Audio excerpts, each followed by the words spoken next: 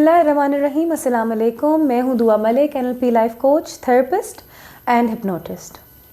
हमेशा से कोशिश करती हूँ कि आप सबकी ज़िंदगी बेहतर बनाने के लिए, आपके ज़हनी मसाइल बेहतर करने के लिए वो तमाम चीज़ें, वो तमाम उलूम आप लोगों के साथ शेयर करूँ जिनसे मैं वाकिफ़ हूँ या जिनसे मैं मुस्तफ़ीद हुई हूँ। बिल्कुल एक ऐसी ही चीज़ जिसका नाम फेंग शुई है, जो कि एक जापानीज़ इल्म है, वो आपके साथ शेयर करने लगी हूँ। फेंग शुई के बारे में मैंने आज से तकरीबन 4 साल पहले पढ़ा था और पाकिस्तान में फेंग शुई का इल्म बहुत कम लोगों को है। फेंग शुई मास्टर्स बहुत कम हैं हमारे पास। मेरी मुलाकात 4 साल पहले एक फेंग शुई मास्टर के साथ हुई, जिनको मैंने अपने घर पे दावत दी, जिन्होंने मुझे कुछ बातें सिखाई और जिन बातों पे आज 4 साल हो चुके हैं मैं अमल कर रही हूँ और मैं बहुत मुस्तफ़ीद हुई हूँ। उनमें से कुछ पॉइंट्स हैं ऐसे जो मैं आप लोगों के साथ शेयर करना चाहती हूँ। देखिए, मियाँ बीवी के ताल्लुकात बेहतर बनाने के लिए, बहन भाइयों के ताल्लुकात बेहतर बनाने के लिए, अपने घर में रिस्क और रोज़ी लाने के लिए, सबसे पहले मैं आपको एक मसलन एक चीज़ दे रही हूँ कि बुज़ुर्गान दीन फरमाते हैं कि अल्लाह ताला भी उस दिल में अपना नूर भेजता है जो दिल बुराई से और गलाज़त से पाक होता है।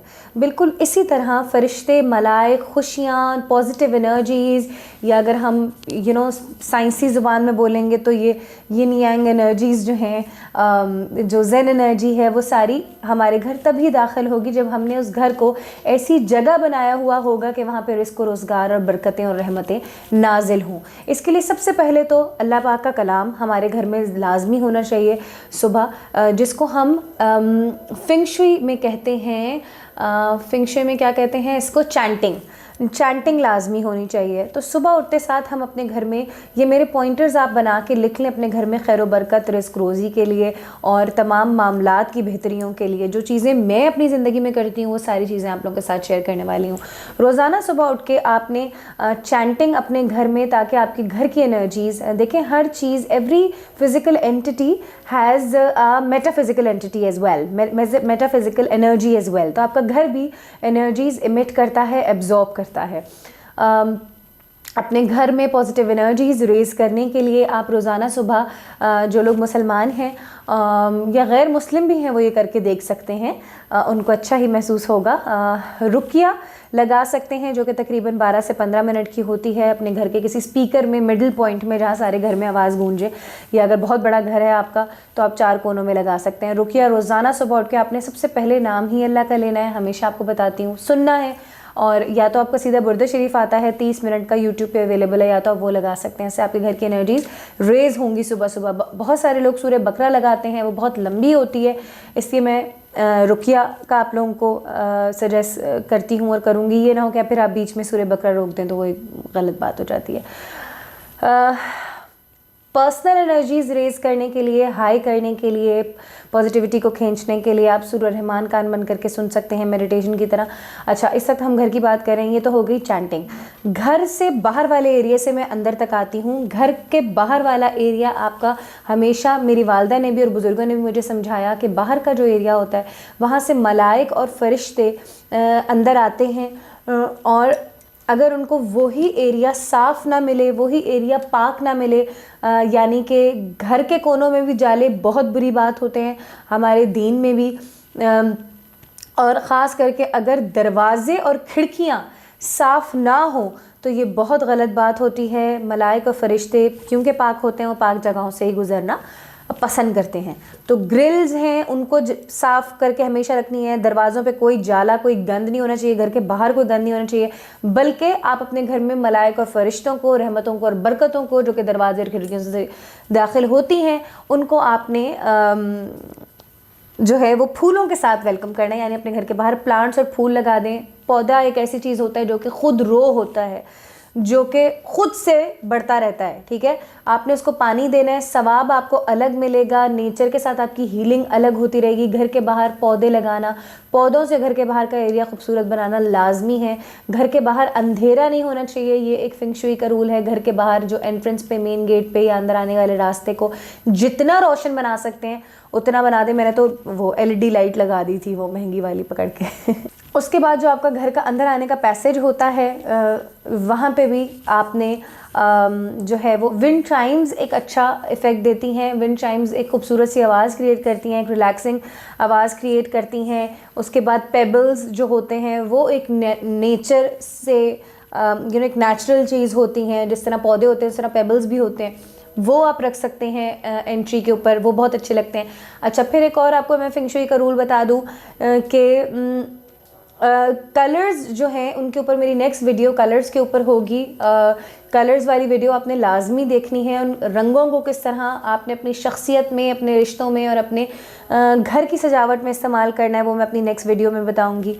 अच्छा, कुछ अहम पॉइंट्स फेंग शुई के मैं आगे चल के आपको बता रही थी कि शीशा जो है वो एनर्जी रिफ्लेक्ट करता है। इसलिए शीशे को, अगर शीशे गंदे हैं आपके घर में, अगर बिलफर्ज शीशे लगे हुए हैं या वो तस्वीरें लगी हुई हैं या कोई भी चीज़ लगी हुई है, शीशा जहाँ पे यूज़ हो रहा है, टेबल का शीशा अगर वो गंदा और गदला है तो आपके घर नेगेटिव एनर्जीज़ क्रिएट हो रही हैं। शीशे हमेशा साफ़ होने चाहिए। वो लोग जो रात को बर्तन धो के नहीं सोते और मासियों के लिए छोड़ देते हैं, खुदा के लिए अल्लाह ताला ने आपको अपने हाथ दिए हैं, अपने बर्तन आपने रोज़ाना रात को ख़ुद धो के सोने हैं। क्योंकि जब अल्लाह ताला हमें रिज़्क देता है तो हमने उस रिज़्क को उसी तरीके से संभाल के, सींज के, मोहब्बत से, पाकीज़गी के साथ रखना होता है। अपने घर से नेचर को अट्रैक्ट करने के लिए एक चीज़ मैं आपको बताऊं, एक तो मैं बर्तन धो के सोती हूँ।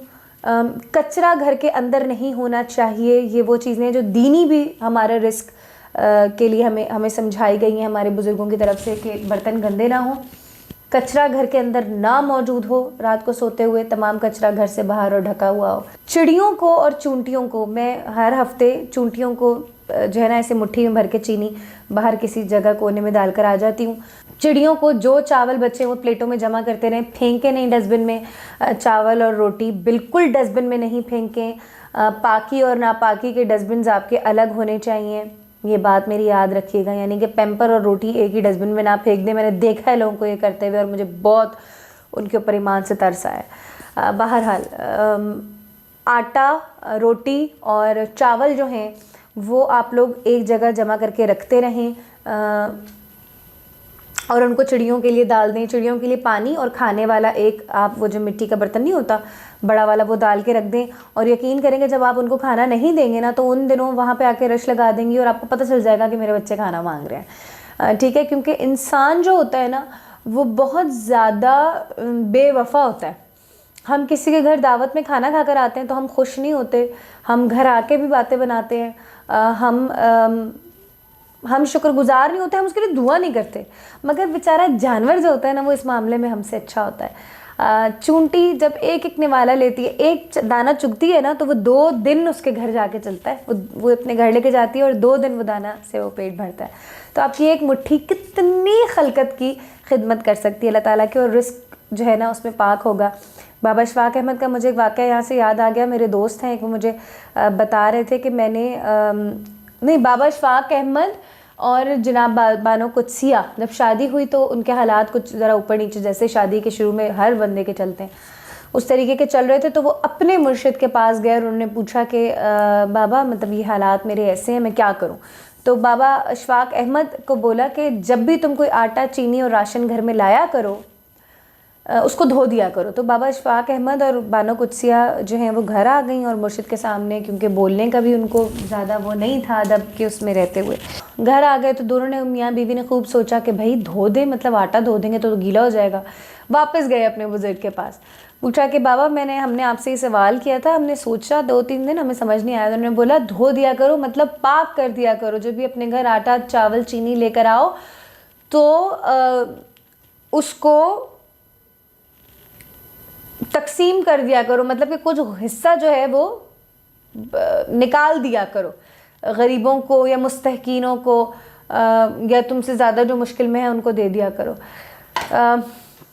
अच्छा, फिर फेंग शुई का एक और रूल है कि बेडरूम के अंदर किसी भी किस्म का इलेक्ट्रॉनिक नहीं लगा हुआ होना चाहिए। मैंने यही किया।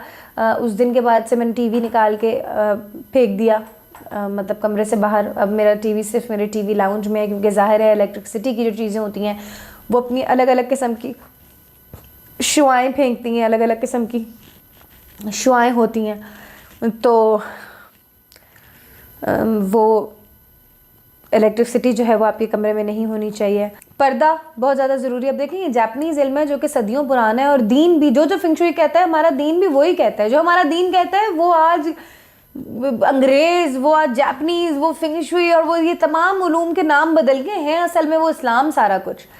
एक और रूल ये था कि पर्दा, घर की एंट्रेंस पे पर्दा, ताकि जैसे दरवाज़ा खुलता है तो फटाक से जो मेहमान आता है वो सारा घर अंदर देख लेता है ना। बाहर से इंसान आ रहा है, वो क्या क्या नेगेटिव एनर्जीज लेकर आ रहा है, वो क्या क्या बुरी सोचें या मतलब नेगेटिव एनर्जीज लेकर आ रहा है, जो उसने आपके घर को इमिट कर सकता है। वो तो अपने घर को महफूज रखने के लिए पर्दे लगाइए। इसमें कोई औरत का पर्दा या कोई वो उस तरह नहीं है, जो लोग बड़े लिबरल हैं वो इस तरीके से लेके ऑफेंड ना हो जाएं। ये इसमें आपके ही घर की एनर्जी सेव करने के लिए मैं आपको बता रही हूँ कि पर्दा इस तरह लगाएं।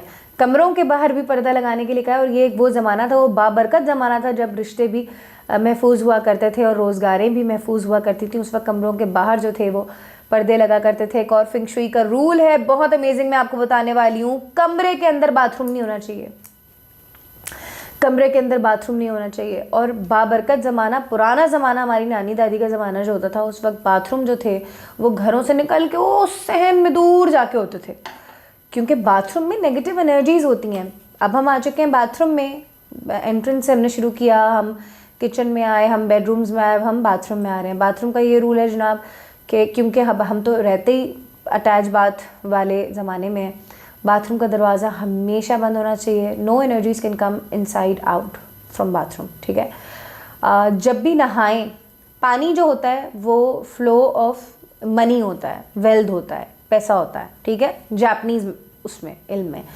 तो जब नहाएं वाइपर लाजमी कर आना है, फ़र्श पे बिखरा पानी नहीं होना चाहिए, ठीक है। ये जो तमीज़ और तहजीब होती है ना, ये सिर्फ आपको तमीज़दार नहीं बनाती, आपकी ज़िंदगी में बरकत क्रिएट करती है। फ्लश का ढक्कन, कमोड का ढक्कन हमेशा बंद होना चाहिए, ठीक है। ये चीज़, एक और चीज़ मैंने जो देखी है, आजमाई है, कि जिन दिनों मेरे कोई बाथरूम का एक या किचन का कहीं का नलका टूटा रहा है, उन दिनों पैसे कहाँ आए हैं कहाँ गए हैं मुझे पता नहीं चला है। पैसा हाथ से फिसल जाना, निकल जाना या ज़िया हो जाना, नलकों का टूटना और पानी ज़ाया होना। आका पाक सल्लल्लाहु अलैहि वसल्लम ने फरमाया, पानी के कतरे कतरे का ख्याल करो, बेशक तुम खुली नहर से ही। मफहूम उस हदीस का ये है, एग्जैक्ट वर्ड्स मुझे कभी भी नहीं याद होते, मैं जब कोई हदीस कोट करूँ मैं आपको बताना चाहती हूँ कि मैं हदीसों के मफहूम बताती हूँ, कि पानी का कतरा भी ज़ाया ना करो, बेशक तुम खुली बहती हुई नहर के सामने से गुजर रहे हो। तो जाहिर सी बात है, फिर जिस घर में सुन्नत नबी पे अमल नहीं होगा उस घर में बेबरकती तो होगी। और वाकई ये चीज़ मैंने देखी है कि जितना सुन्नत पे अमल हो उतना बरकत और रहमत ज़िंदगी में आती है। और जाने से पहले सुन्नत के सिवा मैं आपको एक और चीज़ बता दूं, बरकत और रहमत की एक जो चीज़ मैंने अपनी ज़िंदगी में सीखी और पाई, वो है दुरूद शरीफ सल्लल्लाहु अलैहि वसल्लम, जो कि कम से कम आपने अपने दिन में काउंटेड 2000 दफ़ा पढ़ना है, और आप वक्त के साथ साथ आगे भी बढ़ा सकते हैं। अपना ढेर सारा ख्याल रखें। जो चीज़ें मैंने आपको आपके घर के बारे में बोली हैं उनका ख़ास ख्याल रखिएगा और उन पे अमल करिएगा। इंशाअल्लाह अल्लाह ताला अपनी रहमतें और बरकतें आपके घर पे, आपके ख़ानदान पे और आपके आने वाली नस्लों पे जारी और सारी रखे, और हम सबको आका पाक सल्लल्लाहु अलैहि वसल्लम और अल्लाह ताला रब्बुल करीम की मोहब्बत से नवाजे। I love you all, bye.